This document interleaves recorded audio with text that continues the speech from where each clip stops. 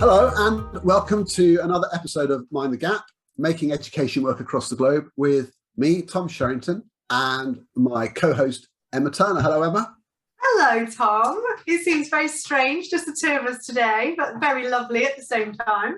I know. I mean, I think the last time we did this was when we did a review of what we saw happening in 2021 and all the books and stuff that we'd read. And already we've had a ton of guests. So we've spoke. Well, we had a great interview with you and David and Oliver talking about the extended mind, which is really amazing. And that hasn't obviously come out yet, that book.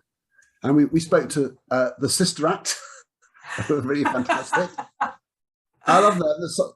Sonia Thompson and Tracy Adams, who are head and deputy head at St Matthew's in Birmingham. That was cool. And then Frances Akinde, who's special needs head. Really interesting about the whole journey she's been on. So it's been brilliant, hasn't it?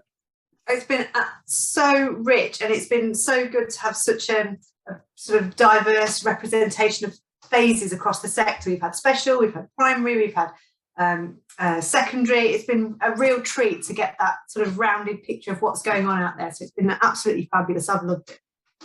No, I think we're doing well on that front. It's important to try to get out of your silo, isn't it? And I feel like more and more, I do as much work with primary as secondary, and it's something which I feel has changed my whole view of teaching. And one of the big debates, let's get straight to this. One of the big debates that has been raging for forever, but very intensively in the last few years, is curriculum. And you've struck out. You've just gone and sort of written your thesis. My thesis. So it's fantastic because not so long ago that you had these ideas and you're doing some webinars and some conferencey stuff, and then it's like, I'm going to write it in a book, and you thought it's already done. It's like it's one of the fastest turnarounds from the idea to the thing. So let's tell everyone you've written this amazing book called Simplicitus. Yeah. Tell everyone about it. Well, I haven't got one to waft yet because I've not actually got a proper hard copy. All I've got is like the edited copy. So that's my kind of spiral bound A4 version of it. It's currently being printed by John Catt. But yeah, it's kind of quick in turnaround, but slow in its curation and collation, because I've been sort of training within the primary curriculum space and within the subject leader space for 20 odd years now. So I've been training hundreds and thousands of primary curriculum leaders and primary subject leaders for a very, very long time. So a bit like when we interviewed Alex Quigley, when he was saying he does all this research and then when he sits down to write, it's actually a really quick process. Same sort of process for me, as in I've done the course lots of times, I've worked with lots of schools, and it was just a case of putting it all together in one place to try and exemplify and to try and tease out some of the core things around primary curriculum design, because there's a wealth of information out there about curriculum, not always written from a primary standpoint. And it is a completely unique approach in primary, not least because you have the same children all day and you teach all subjects as a class teacher most of the time. But just in the organisation, the infrastructure, the child development considerations, there are so many things that are unique to primary that need to be considered, that although generic curriculum conversation is useful and the subject knowledge that secondary gives us is incredibly valuable, it's not rooted in the practicalities and the actual enactment of what it's like to work in a primary school. So what this tried to do was pull all that together and say, this is how to build a primary curriculum. These are considerations that you need to think about. This is all the stuff about child development. This is all the things about the organisational and kind of resource-based issues that we have in primary. And this is how to lead a subject really well, potentially when you're not a subject specialist in that area, because very often in primary you get bequeathed a subject. So here you are, here's MFL, or here's geography, or here's maths. You're thinking, that's not my specialism, how do I lead it? So it was pulling together all of those threads to say, primary's unique, primary's brilliant, it needs its own unique approach, and this is how to lead well with it. So that's where it kind of came from, really. No, it's great. And it kicks off with this great thing with, it's quite clever. You have this sort of thing, I hope it's not too much for spoiler, but you sort of have this list of statements about what a curriculum should have in it. And it's, so I'll read a couple out. So it says, everyone is capable of learning, or memory is key to learning and can be improved through good teaching, or a rich and varied curriculum is stimulating and interesting for young learners. And it turns out that these are not sort of modern... not rose and shine, Tom. It's not rose and shine. Not like modern statements. Or even he's themes, for some people, he's quite old. But it's actually really old. So those statements come from a Roman, the Quintillion. So tell us about that. I thought it was a great opener.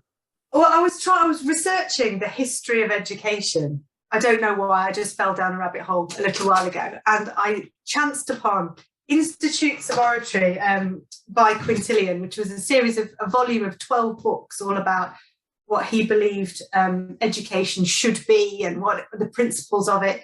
And the more I read it, the more I thought, this is exactly what's being said today. And especially about primary. And it was all about the importance of oracy and the importance of a rich vocabulary and a broad general knowledge, and with reading and oration at the heart of what you're doing. And I was thinking, this is primary. And I think, as it says in the book, sometimes we get so caught up with this idea that we are so sophisticated now.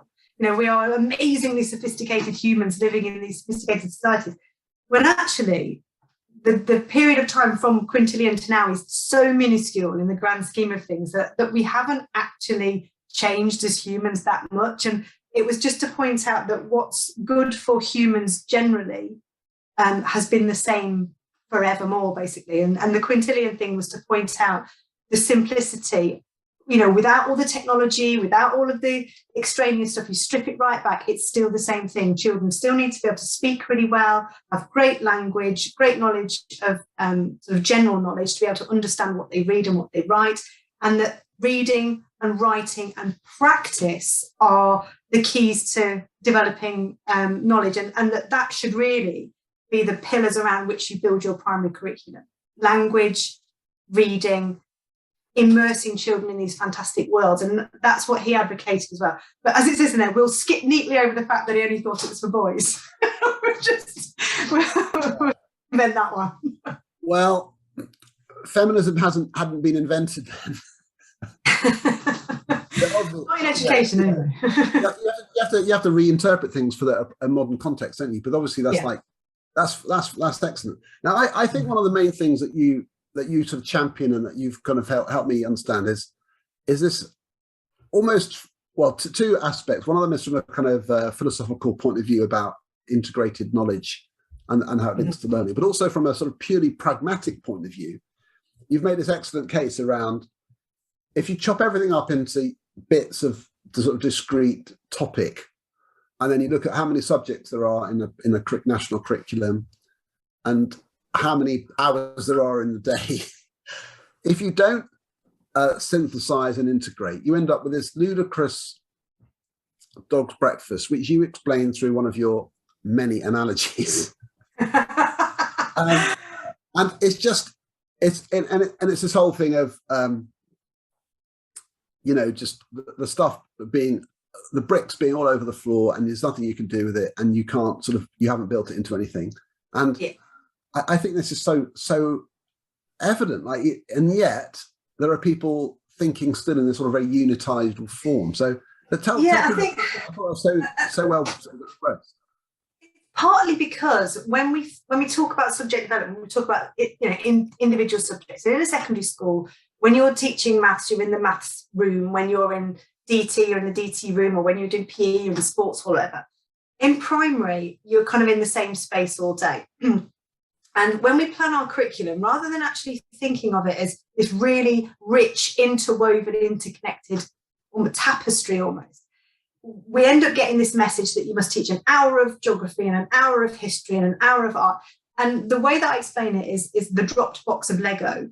If you think of every little unit of work that you teach as a little circle and like on a block of Lego, and if you teach potentially 3 units of work per term, per subject, so, you know, potentially over the course of a year, you've taught 9 units of work just in science or just in history, then you multiply that out by 12 subjects, and then you multiply that out over 7 years, or whatever, that you were in primary school, and you cover over 600 units.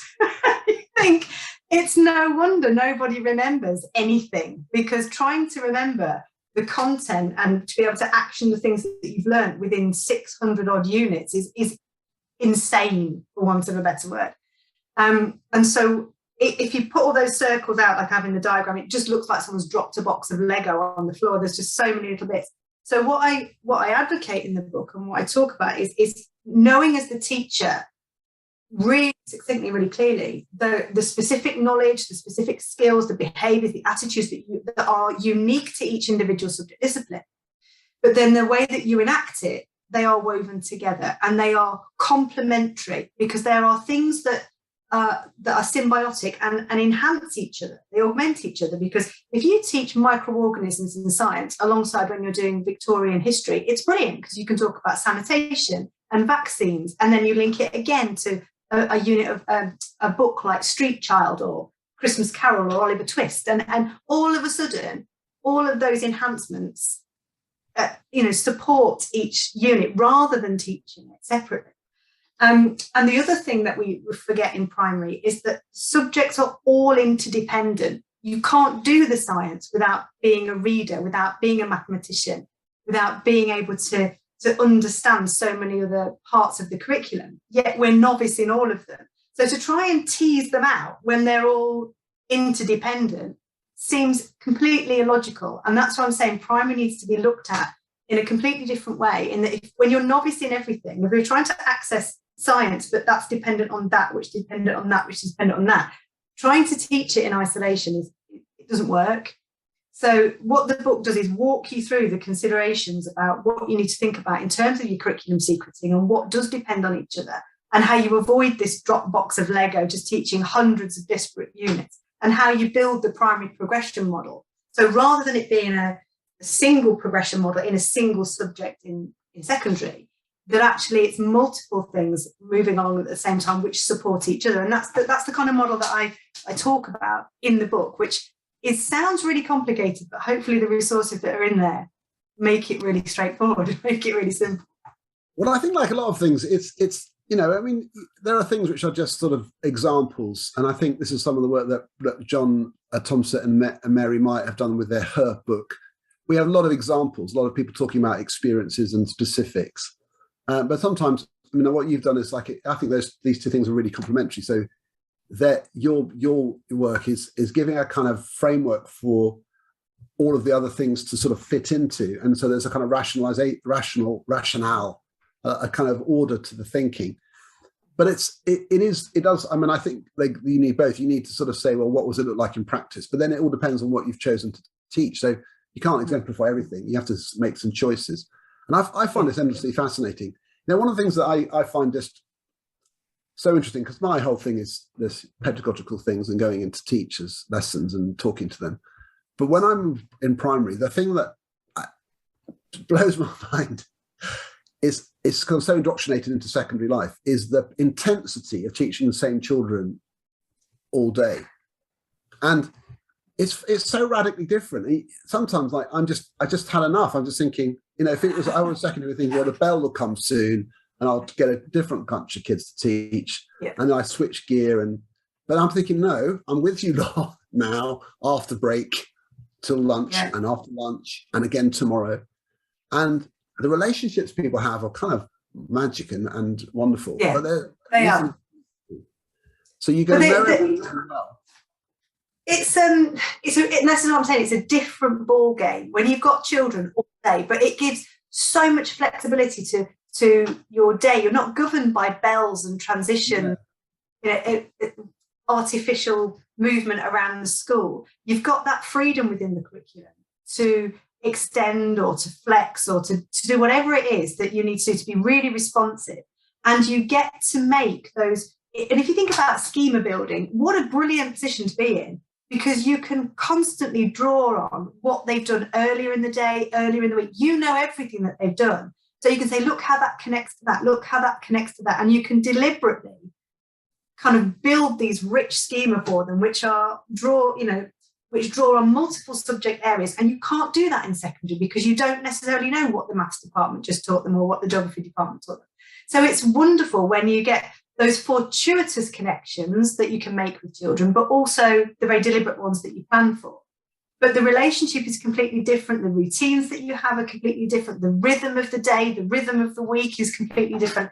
And that's why I'm so passionate about writing from a primary perspective, because until you've done it, you don't realise how different it is. It really, really is. No, and also, like anything, it's its own specialism, and it does, you know, it should be thought of in that way. And you know, I think we've got some guests coming up, you know, in future episodes, talking to Kieran Mackle and talking to Christopher Such. So more specialisms there, and there's such a rich sort of set of people. Plus, also having also just listened to Sonia and Tracy talk about the way they reading and the whole Ron Berger ethic of excellence. There's so many layers. One of the things I'd like to celebrate, because I do think it's some of the best stuff I've seen, is the work that it sort of dovetails with mine in Haringey. So a big shout out to Haringey Education Partnership, who are like my favourite people. And they have this curriculum designed, is called Opening Worlds. It's designed by Christine Council and Steve Mastin. And it's mainly humanities, history, geography, RE. And it's mainly Key Stage 2, and all the teachers across all the whole of Haringey and into Enfield as well. They have this sort of set of resources where the curriculum thinking through history, geography, RE is all woven, and there's wonderful texts, and the thinking is laid out sort of through time, so from year 3 to year 6. And so if you're in that program, you know that the concepts are kind of woven in, and then the teachers can focus on linking it to their writing, linking it to their oracy, linking it to what they're doing in science. And it's because the geography, history, RE is sort of has been planned by people with real expertise, and it's just helped them just be really thorough. So yeah, I saw a lesson recently where they were talking about Plato in year 4 as a philosopher, and I thought this was great. You know, this is great stuff, but it's the teachers got a load of taken off them. They're delivering quality material and thinking about how to get everyone to understand it, but in a way which was their specialist element wasn't what's in the philosophy ethics curriculum, but how do I get everyone to weave this into everything else we do? So I just think that type of approach is really helpful. It's really interesting as well, because I was looking at Twitter the other day, and there was a secondary thread that was on there, and they were saying, wouldn't it be great if we could have like a symposium with geography and literacy and history, and if we all got together and we planned the curriculum? I felt like going, primary. We already do that in the sector, sweetheart. It's called primary teaching. But it did make me laugh, because I was thinking, right, finally, people are really seeing the benefit of connection, but with everything we know about how people learn, and about, you know, the whole neurons that fire together, wire together, all this business, and the development of real rich understanding, all the bit about the hinterland. It's all about interconnected curriculum. And although the current kind of deep dive bit looks at individual subject quality, I do think there's a missed trick across the sector that actually nothing exists in isolation, but nowhere in a deep dive, especially in primary, is the question ever asked, how do the other subjects that are taught in primary support your subject? Or how does the teaching of your subject support the wider curriculum? And that's a question that I would not necessarily love people to be asked in Ofsted inspection. Nobody needs an extra layer of things they need to think about. But I think as a sector, we need to look at the role of really effective connection, not just this kind of horrible homogenous topic umbrella, but actually what are the actual benefits of connection. I would love to talk more about it. Yeah, well, I hope it goes really well. I mean, I just think it's brilliant to have this sort of rigor in that whole area, and I hope it does really well. But when's it coming out? What sort of publication schedule are we talking? It's 2 weeks, 2 weeks and 2 days from today, so April the 15th. So it's a couple of weeks from the time of recording, but but we are slightly ahead of schedule, so it might be one of those things. You know, we've got a publication date, and then people start putting it on Twitter, and you're thinking, "Blimey, I didn't know that yet." So when we publish this episode, it may already have happened. Is what you're saying. But I'm not the only one with the book out, am I, Thomas? No, well, you know, I know what you're going to talk about that, but I want to talk about an older one first, because I want to sort of share, because it kind of builds on the curriculum thing. I've had this amazing day today where I'm this on the first day of 3 of recording the audio book for the Learning Rainforest. And this is a departure for John Catt. Ask, you know, this is an experiment. None of us know if anyone's going to listen, but we never know.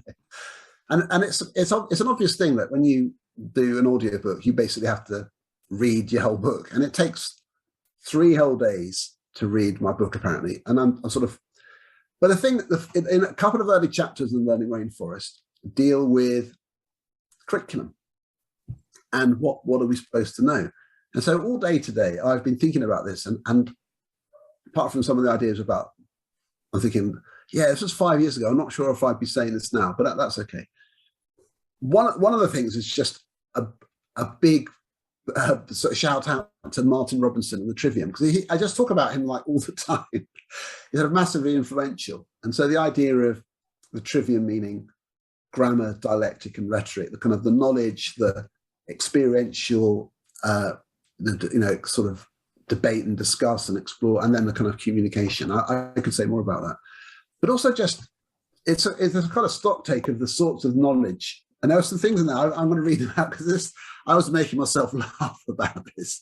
There's some questions in here. I have this chapter about curriculum, and I have this list of what should students learn.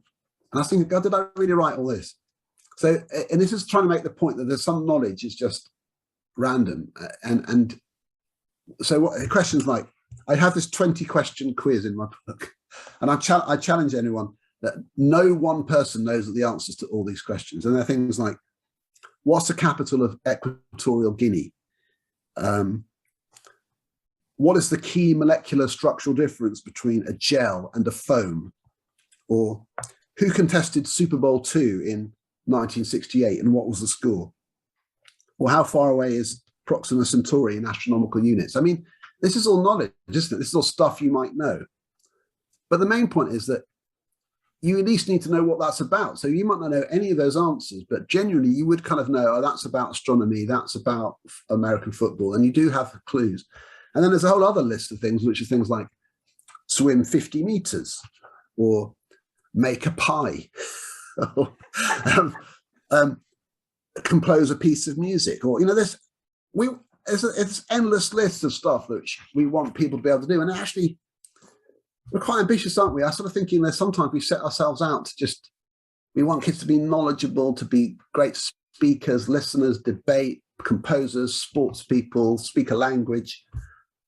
I was exhausted reading that list, thinking, aren't we just putting like way too much pressure on ourselves here? Or what do you think? I mean, maybe we should just be sort of like nailing it down a bit. Well, you know, I'm all about Simplicitus now, Tom. But I do think that as a school or as a department, you need to define what you want those children to know or to be like by the end of their time with you. That can help you kind of strip out what's important or what's not important, because you can't know everything, you can't do everything, but it's avoiding that additive curriculum model. Like if you try and shove everything in, the only thing you're going to be guaranteed is that you're going to learn nothing, because there's going to be too much that's too much for any of it to stick. So I think that defining what you want in your curriculum as the most important bit is the biggest decision you can make. And just putting more and more stuff in, say, we know more, isn't necessarily the winning approach. So for me, it's about clarity. It's about absolutely being completely clear about what it is you want to achieve with those children, and then not necessarily deviating from it and thinking, how is what we're now providing serving them to achieve that thing, rather than thinking, we haven't put that in and we haven't put that in. It's like, okay, we might not have put it in, but what we said was important is this. And that's why I sort of really, I think I've referenced this lots of times, because it was so good. It's made me think about loads of things. Sometimes, you know, that's a good sign. So it was a lesson of a couple of lessons I saw different teachers teach about the same unit. So they were parallel year 5 classes, and they're talking about a piece of writing, which was writing a balanced argument. And I think that was the kind of literacy goal, like writing a balanced argument. So you have to be able to say things like on the one hand, on the other hand, and have advantages and disadvantages. So they were learning that. They were applying it to tourism in Snowdon and the human impact on the environment. So there was a geography science aspect, human impact on the environment. And then they were having to articulate their thoughts through pair discussion. So they were having to say, we come up with 3 advantages, we've come up with 3 disadvantages, and having to verbalize on the one hand and on the other hand. And they were also learning that there are different perspectives. So they were learning this general idea that there isn't simple answers. You know, the bigger learning overall was sometimes problems are complicated, and we have to have, you know, we have to weigh up things. So I thought there's so much learning going on in this, and it's all through this one vehicle of writing a balanced argument about Snowden. It was like brilliant. And that sort of me is like, when you've got one task which has got lots of that stuff layered into it, you're on to a winner, aren't you? Yeah. And we don't necessarily think enough about the curriculum products that we want the children to produce and what the process of producing those will actually achieve. And I talk about it a lot in the book, is about what behaviours, what attitudes, what approaches to things does your curriculum actually develop, rather than just kind of thinking, how can I get as much knowledge in your head as possible? What else do you learn from this process? What is the kind of the global offer? Because there'd be so many things that children took from that experience of doing that balanced argument, which you wouldn't necessarily get if you hadn't thought really carefully about the context and about the process and about the outcome. There you go, it's interconnection again, Tom. So when is your audiobook out? I have no idea. I tell you, the funny thing about it is, like, you're sitting there, like, you know, you're sitting there with headphones. I'm like acting out. I've got headphones here, like I needed for this, but you're sitting there like this. And there's a guy who you can't see through the window, and you're just there sort of trying to read in a sort of readerly style. And every so often he says, Tom, can we just say that again? There's a little bit of stomach noise. And I swear to God, at least 20 times today, I had to stop recording because of stomach noise. And you're thinking, God, you know, and he says, yeah, there's a little bit of throat noise there. Can you just maybe take a sip of water? So you go, okay, a bit of sip of water. And then there's almost like a race against time between how many sentences you can say before then the water you've just drunk is gurgling through, and it's going blah, blah, blah, blah. And he says, sorry, Tom, we picked up the stomach noise. Oh, who knew you had so many gastrointestinal issues? He said, this is absolutely common. He was saying, it's just like, this is what it's like, you know, with this soundproof studio, you hear absolutely everything, and your body makes quite a lot of noises apparently. So that's really off. I was thinking it would all be about, you know, the reading and the intonation and the pace, but actually that wasn't the hard bit. The bit was to manage my bodily noises. That's probably taken away. But you've had quite the week though, haven't you? Because you've done your audio recording, but you've also been doing your Walkthroughs training with a group of Uber coaches, because Walkthroughs 3 is now out, isn't it, sir? Yeah, it's so fantastic. So Oliver Claviglieri and I, you know, people will know who he is. We've just come to the end of our sort of process of writing the materials for the walkthroughs, which is great because now we're just going through the final stages of materials and stuff for our website. But the basic kit that we've made is done, and we're not going to keep adding to it. And now we're just, for as far into the future as we can think, we're going to be thinking more about using it rather than making it. And so Monday was we recruited a group of people. Now, this is one of those things where, you know, there's so many schools who are members. We emailed them one time and just said, we're going to offer this training. People had to apply by a certain date. We had more than double the number of people apply, and we had to select people and then add a few more in just because there were too many. And we just had this enthusiasm. It was like a geek out. We had all these great people from all over the country in England, like from Lancashire into the southwest, from the south coast, from Midlands. So a nice spread of people all around, plus people from around here. And they were really impressive. So people really knowledgeable about some of the resources and about running training, just sharing ideas about how you communicate strategies to teachers in training. It was just really great. So yeah, the idea is that we have just more capacity to support schools, because we get asked all the time, like, can you come and help us? Can you help us do this? And there's only me and Oliver at the moment. We haven't got enough days in the week to support the people that are asking us to. So this is great, like a little Walkthroughs militia. Are they like your stormtroopers? Walkthrough troopers. You know, it's embryonic. We're not quite sure exactly. You know, people will find roles. I think that's what will tend to happen. We're going to train people up and say you're an accredited Walkthroughs trainer, and they'll be able to. Some people will be. We'll ask them, you know, can anyone do this? But more and more often, they'll probably be saying they'll be kind of making local connections and helping. So that's going to be great. And some of the people specifically there, you know, really done quite a lot of training across big trusts and things like you do, and it really thinking, okay, so it was really good to hear their perspective on some of the challenges around getting teachers to find the time and energy and the space in their life to engage with ideas. And great. So that was really, really exciting. Because you were telling me about something about group coaching, because obviously they've done a lot of training, a lot of talking to each other, and coaching forms a fundamental part of the Walkthroughs approach. So what's the kind of the group coaching thing?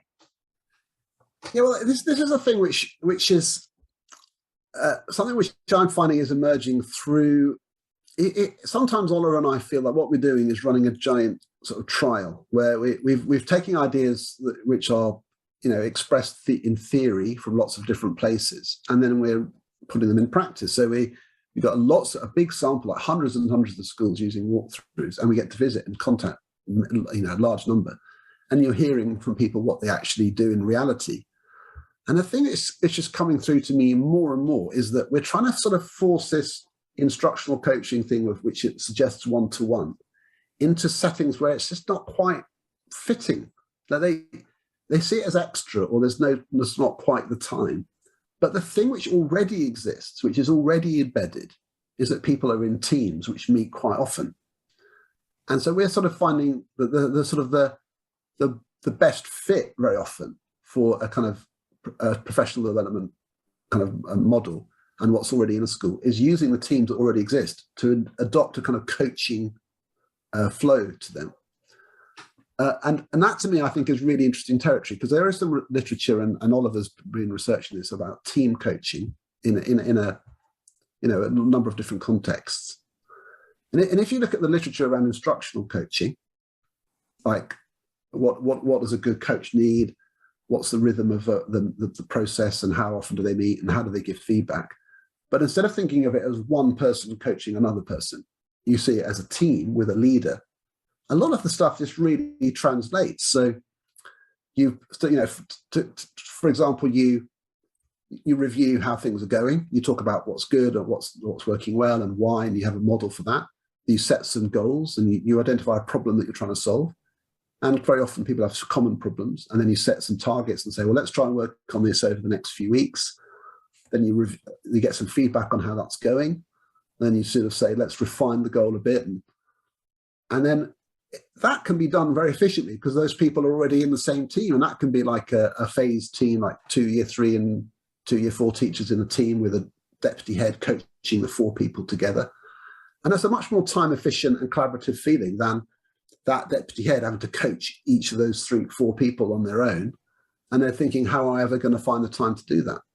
So that's one of the things we're thinking this could be for a lot of places. The way to go is not try to get sort of a slightly ineffective coaching system going, but to make your existing team thing have a coaching vibe about it and do it really rigorously. So that's the thinking.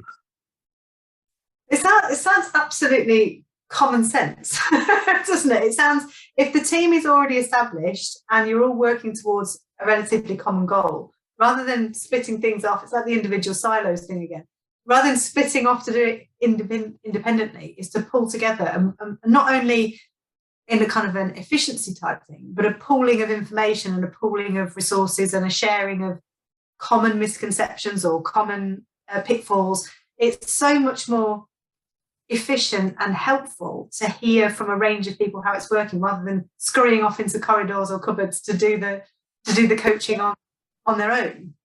And there are some parts of it which I think are easier to do in a team than on your own, specifically the practice aspect. So a lot of the literature around coaching suggests that ideally you need to have something as a way of learning techniques and practicing them.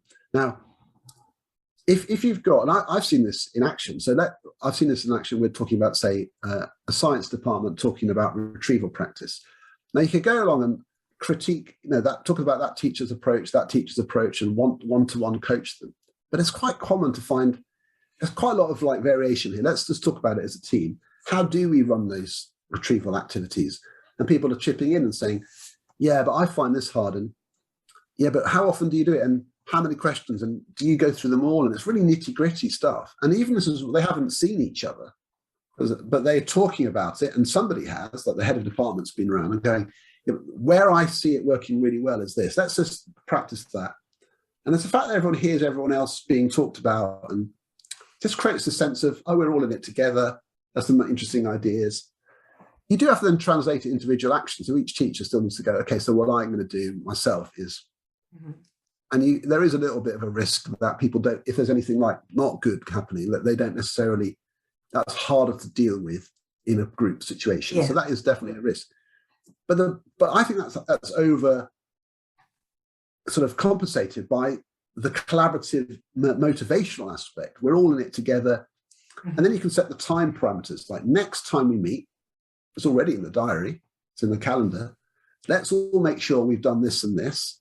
And because next time we're going to talk about it again, and everyone goes, okay, I've really got to crack on because we're going to, that's only in so many weeks. Yeah. And it's a kind of rhythm to it. So I'm a big fan of this idea, but I'd say we're sort of road testing it is probably fair to say. It's not, I'm not going to say that I've proven this is the way to go. I'm just feeling it's a good bet. And probably easier as well when you're in a department all teaching a similar subject, rather than, I'm just thinking it would work in primary, but it would be a very different conversation that you'd have with a year 1 teacher and a year 6 teacher, or if you had a mixed age class and then somebody had a straight year class. And there are areas of commonality, but I think, like with anything, the selection of who goes with whom in the group will be the thing that makes it work. The main sort of stimulus for this sort of line of reasoning has been from primary, though, where the most common, I'd say the most common scenario I counter is a 2-form entry primary school, and it's the 2 year 6 teachers talking together with another person, and that's the scenario I'm really. And then I've seen it with some people. So I think that's the most common thing. It's coaching your 2 year 5, 2 year 4 teachers together is more efficient and really effective. And I would say a lot of people will find that easier. And you can mix it up with various approaches. So I found that's cut. People are going, oh yeah, thank God. So we don't have to sort of set up this whole other system and call it. So we'll see how that goes. But so I'm quite into this idea, because I found that when I'm feeding back to people about what they're doing, people are stumbling at this idea of who coaches who, and where do we find the time? Because it's your biggest and most expensive commodity is time. So trying to find ways that uses that most efficiently is always going to be a winner, isn't it? Well, it is, and it's sort of hard. It's like where you feel like you push the barriers away, and I feel like it's sort of, that I don't believe in a sort of great purism about this. You just have to be pragmatic. Time is always an important asset. So you have to sort of just look at what you're trying to do, and where people have got some strong accountability cultures still, and they're worried about their formal lesson observation and all of that, and that can totally kill the spirit of any kind of coaching system. So you've got to think, so where are the pitfalls? And another little sort of thing about the team coaching thing is, in a typical school, where there are, it's easier to go and support the team when you know that the leader might need a bit of extra support because they're not so used to this way of doing things. And it's legitimate to go along to a team meeting and be in it and talk to everyone if you're a leader. And you can start modeling some questions to ask and some offering solutions and support that teacher, that leader. But you don't need to be in everyone's, because a lot of people who are self-managing and you can. So it's an easier way of sort of getting in amongst it than running this enormous system where people are collecting data through a central system and it's all very data. And you're thinking, I can't remote control 100 teachers' coaching sessions across my giant secondary school. That's just never going to happen. But I can support that coach. I can support that team leader. I can get in amongst it at a team level. And so that's another kind of advantage. Anyway, I could go on about that. What I want to know, Tom, is I want you to just give us an overview, a flavour of how Walkthroughs 3 is similar or different from the other two? Because it does, I think it feels very different. It's like the end. It's like the end of the series. So the first one is Oliver and me. The second one is like a few expert people chipping in, and the third one is like, well, let's sort of fill in around with lots of like experts sort of bringing it home. So we've got you and Chris Suchin there talking about primary reading or reading and writing at the basic level of how you first learn it, so the foundations. And we've got some really good stuff like from Josh Goodrich talking about coaching, and people like Peps McRae and Harry Fletcher-Wood talking about motivation and habits with learning. So lots of specific people have brought their expertise to the table. So there's 20 different contributors. Now we've also gone a little bit further into some specific things around early years.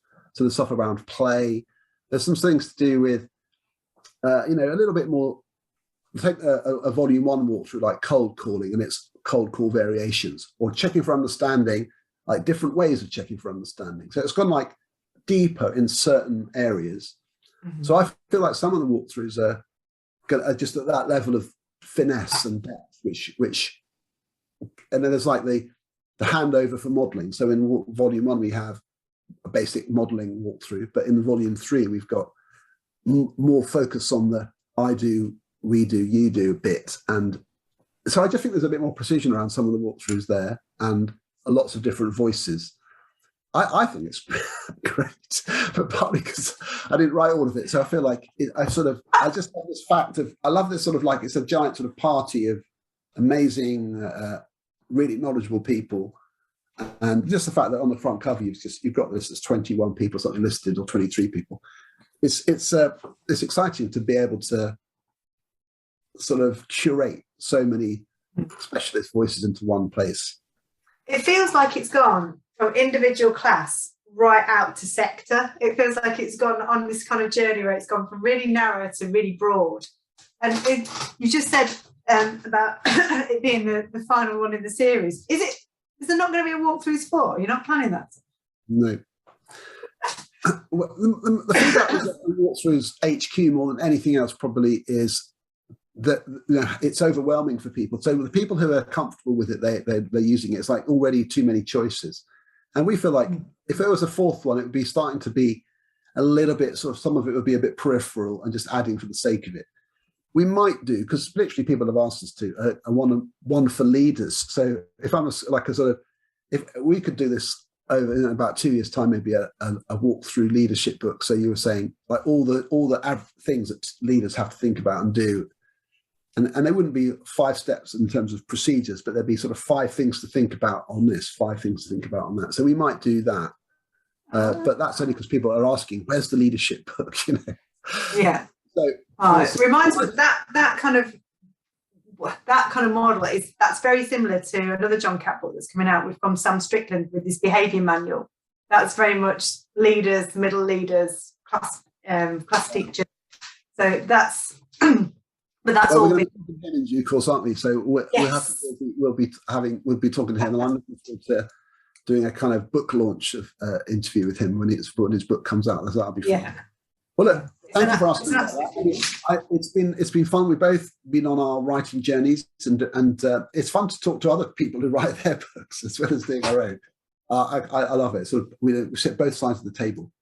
But look, I think we could keep talking, couldn't we? But we're going to wrap it up now.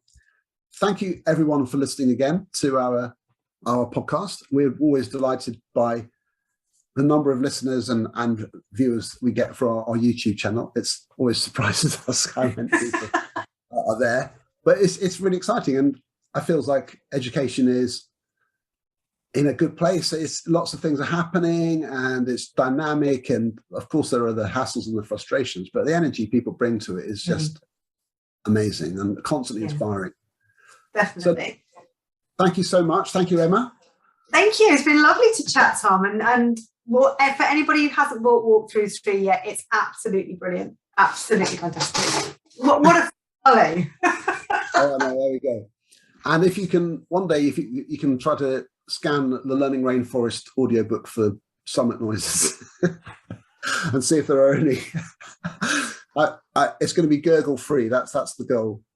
Well, thanks very much, everybody. This has been Mind the Gap, Making Education Work Across the Globe with me, Tom Sherrington, and Emma Turner. See you on another episode. Thank you very much for joining us. Thank you. Bye-bye.